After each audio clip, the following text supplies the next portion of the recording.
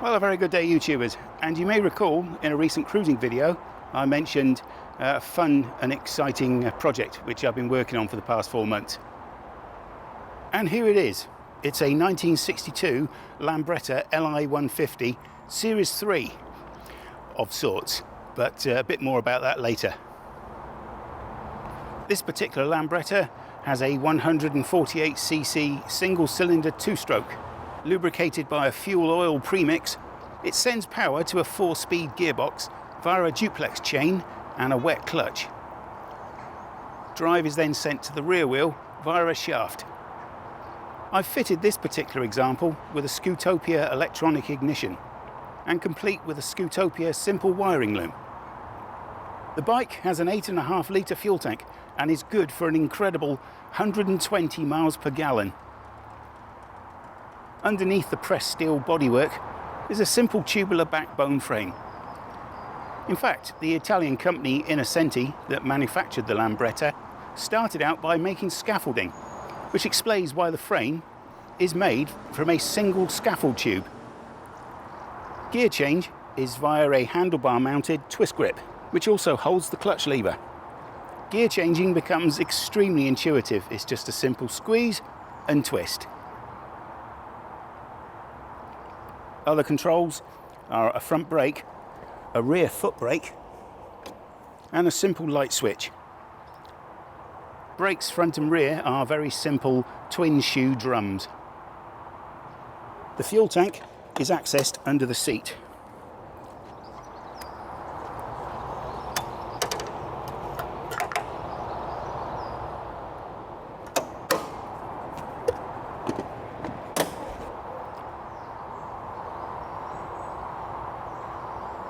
Fuel is turned on by this lever. That's on and that's reserve. And a manual choke for cold starting. The engine is accessed through these side panels. It's a very simple setup. It's a kickstart, it's a coil spring. In fact, the entire engine is also the swing arm. There's a pivot on the front, shock absorber mounted to the gearbox, and the rear wheel is attached to the hub, which is bolted directly to the output shaft. Clutch lever, gear change, rear brake,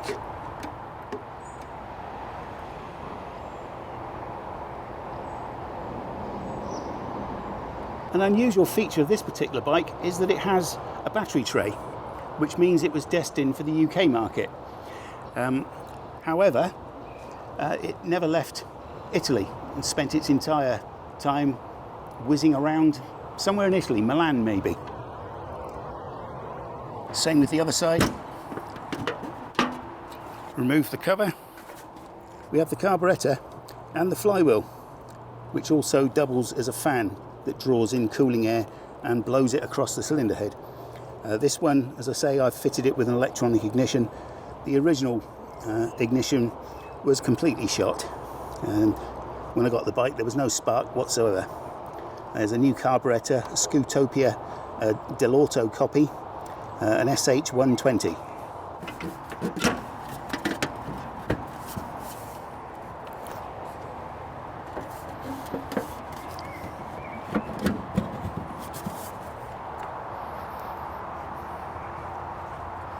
There's this handy toolbox. In here I'll keep my shopping bag, a 2-stroke oil measuring cup, and the bottle of 2-stroke oil itself,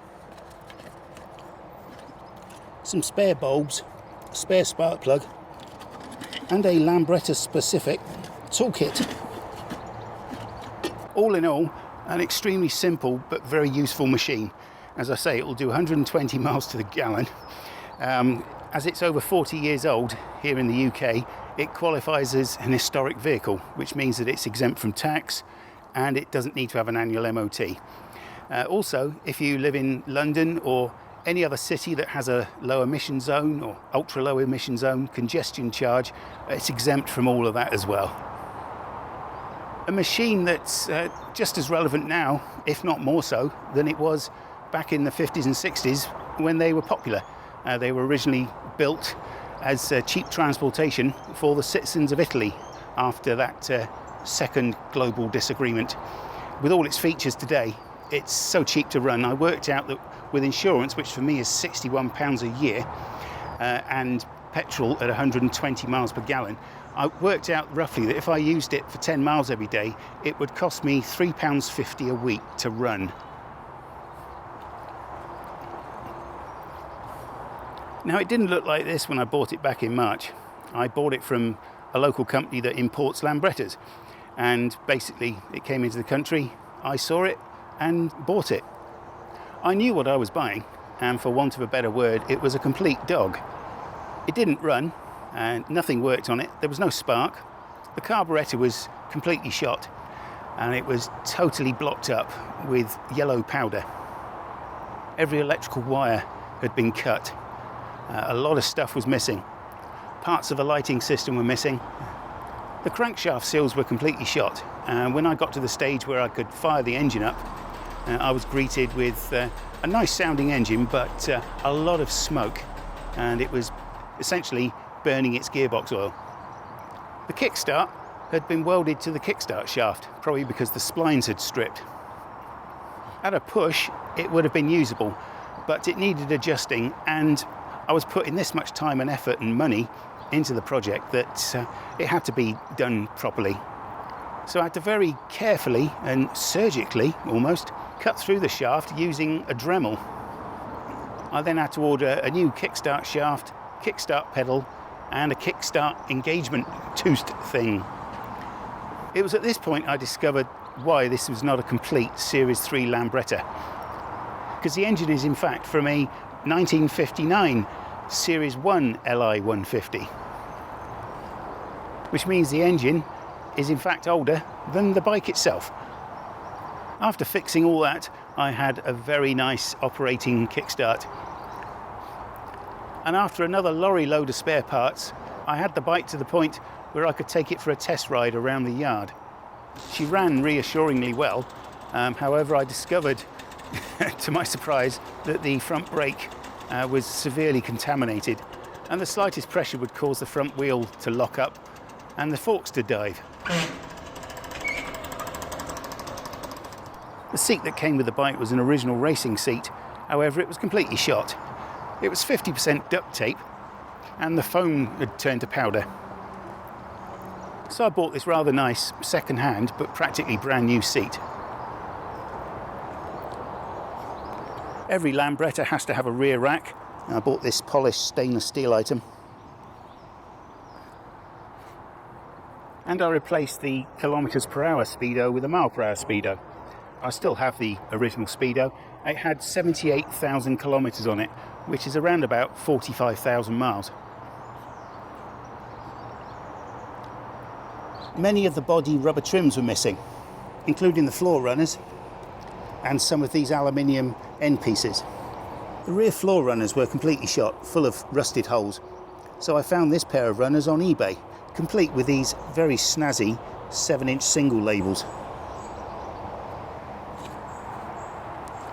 The stand was from a totally different model. Now the stand is as it should be.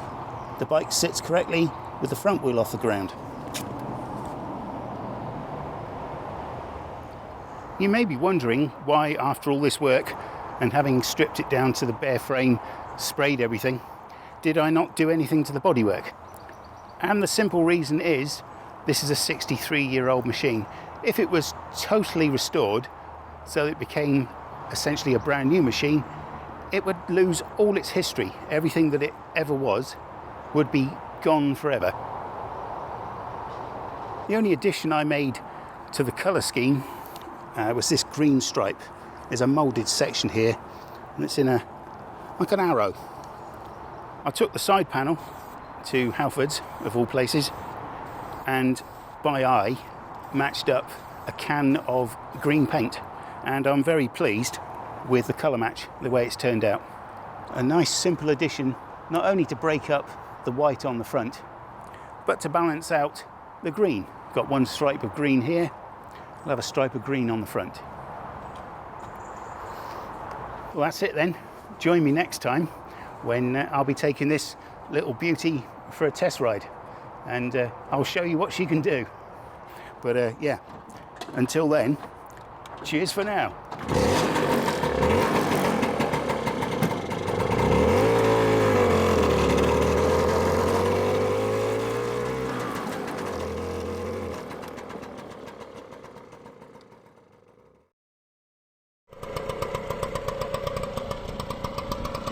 She sounds fabulous.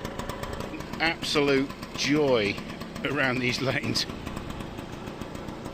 I love it. I absolutely adore it. So much fun.